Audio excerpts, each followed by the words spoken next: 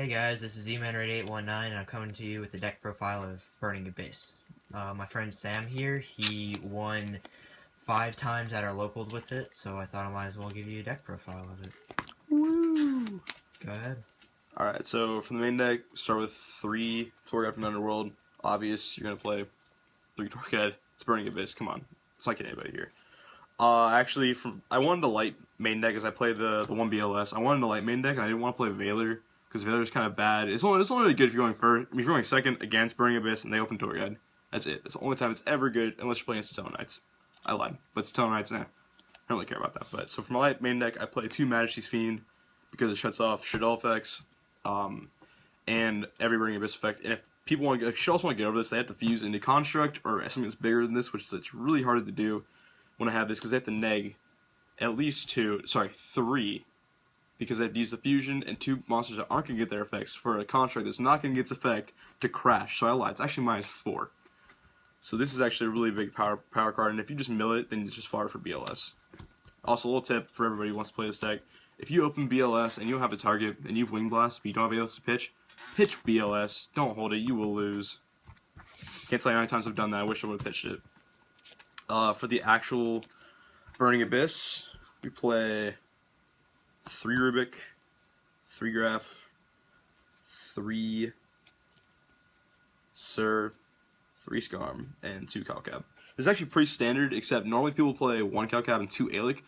I actually didn't want to play Aelik because Aelik's okay, but it's only good if you're actually using Acid Golem or if you have like the Wing Blast for they go into Castel. That's really situational. I didn't really want situational cards. I want cards that are good all the time. Like if I draw this, like if I like top deck whatever I draw this, and I have it, I can just like boom, boom, and sit on it. If they kill it, I can bounce their own stuff, and it's pretty great. Unlike Aelik, where if I just top it, then I'm like, oh, set, pass, you attack, you get a free effect negation on nothing. Awesome. It's fantastic. So that's it for the monster. I think it's 20 monsters. I haven't really counted in a while.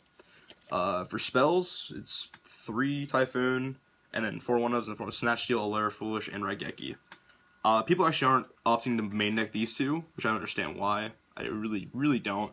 Sure, if you Snatch Steal your opponent's like Construct or like Deneb or something like that, then your stuff dies. But what you do is you make your field first, and then you Snatch Steal, and then you go for game from there. So all your stuff is still in field, they can't kill it, you have their only monster, most likely, and then you just kind of win. And a really cool play you can actually do is if you have these 2, and say your opponent has, like, you're playing as Clifford's, and they have something with Sacrifice, you go, Snatch through everything that has Sacrifice on it, and tribute it for a Majesty's Fiend. It doesn't get its tribute effect. You get the search, yeah, but I don't really care.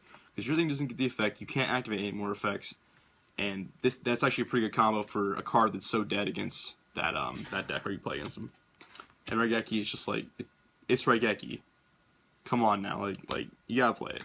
It's too good not to play. That's it for spells. There's only 8 spells. I played 12 traps, and some of the traps are actually interesting. The first 9 are kind of standard at this point. 3 Fire Lake, 3 Emptiness, 3 Wing Blast, and then the 4 actual cards that are kind of techy, but not really, is the, I'll just put in order real quick, the 1 Karma Cut, because I wanted more discard outlets than this, but I didn't want to run more than just 1 Karma Cut, because more than 1 Karma Cut's dead, but no Karma Cuts is really bad, and you don't want to play Raigeki Break, because destroying is really bad this format. So 1 Karma Cut I think is really good, and if you feel like you want to play more, you can play more, but testing has just shown that this is just a lot better.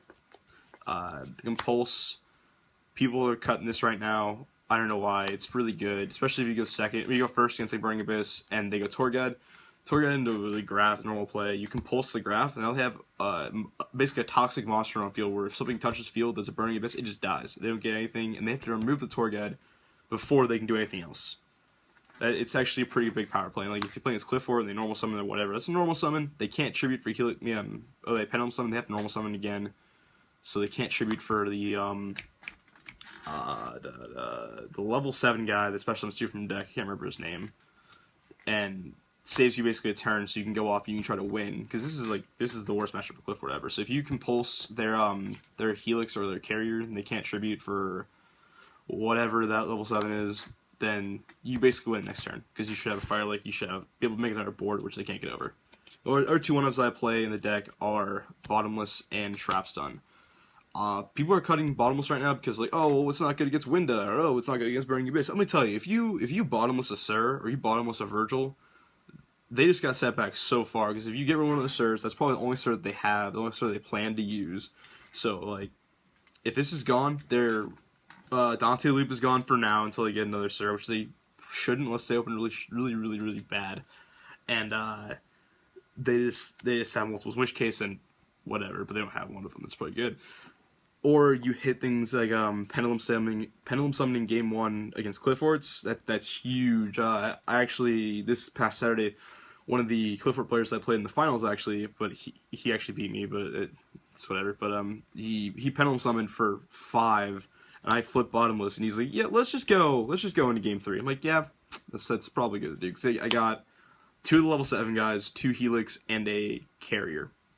That was huge. There's nothing else you can do.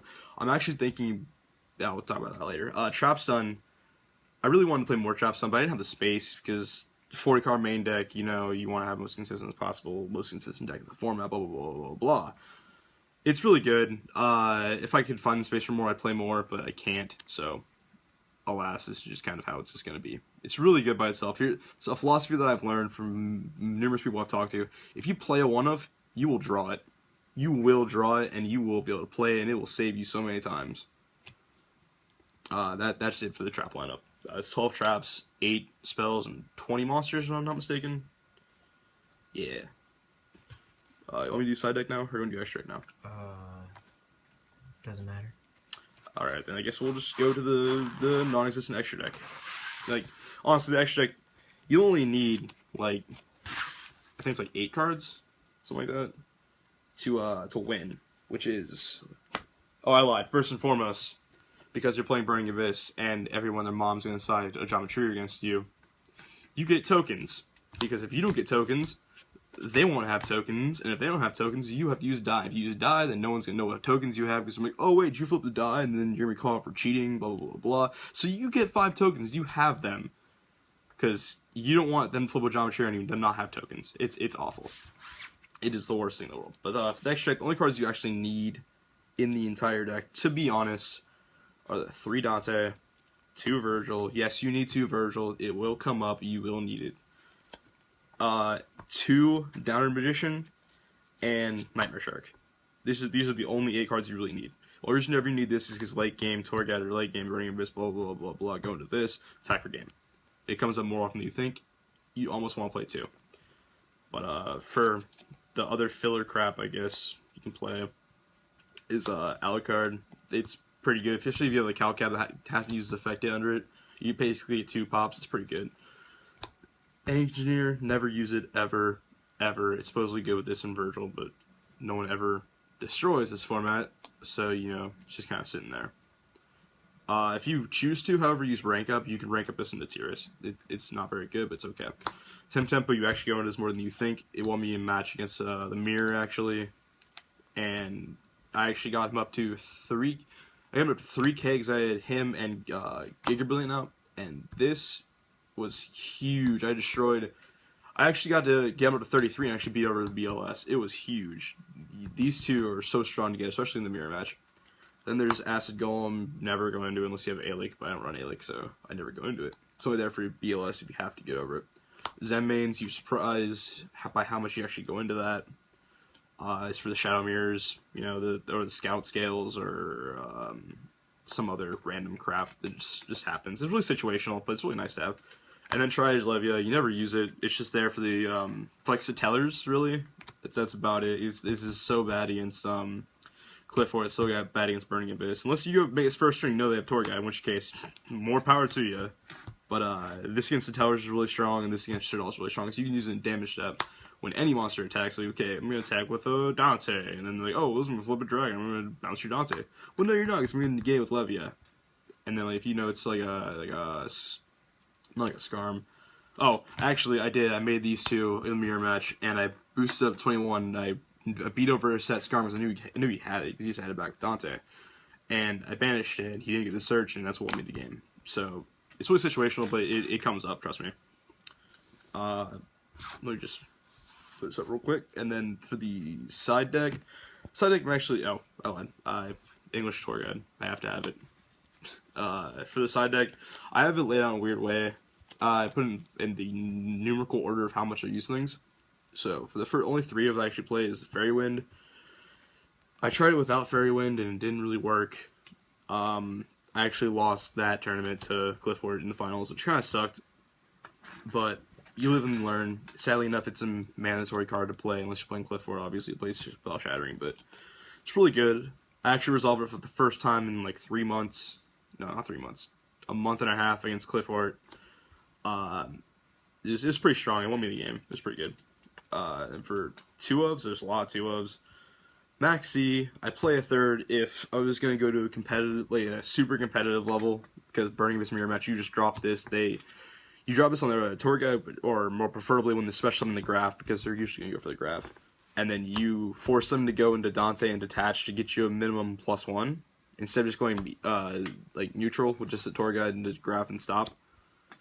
It really forces your opponent to do a lot more than they intended to do, or a lot less than they intended to do. And that if you want to stun them with this and you push for game next turn, you push for a huge board next turn, that's totally fine. Or if they want to go off, you know, they can do it. But you're gonna plus so hard, and it's just gonna be devastating when they actually realize how much you've actually drawn.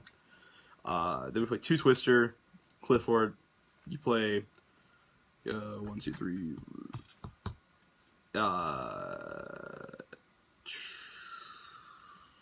11. You play 11 Mystical Space Sevens technically. Or I guess if you want to call it what it is, you play 17 because Firelake Towns is 3 MSTs. So 3 Firelake, 3 MST main deck, 3 Fairy Wind, 3 Twister, or 2 Twister. You just need it for the clean matchups, so you can get this as soon as possible to stop their scouts, to stop their vanities, to stop their skill drains, stop anything. You just don't want them to have anything, and this just enables you to make it so they don't have anything. For Mirror Match, Ojama Trio, again, have tokens. It's pretty obvious why you run it, so they just kind of kill themselves. It's pretty great. Newly errated, thank God, because I have my 2 Ultras, and it makes me really happy this card is actually valid now. This negates all Shadow effects, not just the flip effects, it negates their grave effects as well, except for the fusions. It does not negate fusions. If you call that out against somebody in the match, say, oh, this negates fusion effects too. It does not. It only negates the flip effect monster effects. And you will get a game loss, sadly enough, so don't do that. And then for 4 1-ofs, I play the 3rd Majesty's Fiend, because, you know, first turn this against anything uses effects is pretty good. I'm actually testing this, but this next card is actually swapped out. System Down for when you're going second against Klee when they make that huge field, or like if you can stop their next play and you know they have like that's what they know have like the disc. They know they have the disc and they're gonna go off and they're gonna pendulum whatever. You stop them. You can System Down next turn, pay 1,000, just banish everything, and it's fantastic. This is probably gonna go out for a Darkfall, which has been newly errated, so its name is now Darkfall instead of Dark Trap Hole. Basically what that says is whenever there's 2 or more monsters special summoned at the same time, face up, which is Pendulum Summoning, activate this, banish those copies, and then every other copy from their hand or deck or graveyard for the rest of the duel. Like, not for the rest of the duel, there's all removed from play, every copy, except for ones in extra deck or the Pendulum Scales. It's huge, and I cannot wait to get mine. This will be Darkfall. And the last 2, which people have actually talked to me about, but it's only good in certain situations, are Book of Moon and Solemn Warning. Now, you side this in against a clean matchup, so you can stop the Pendulum Scale, obviously, same with Darkfall.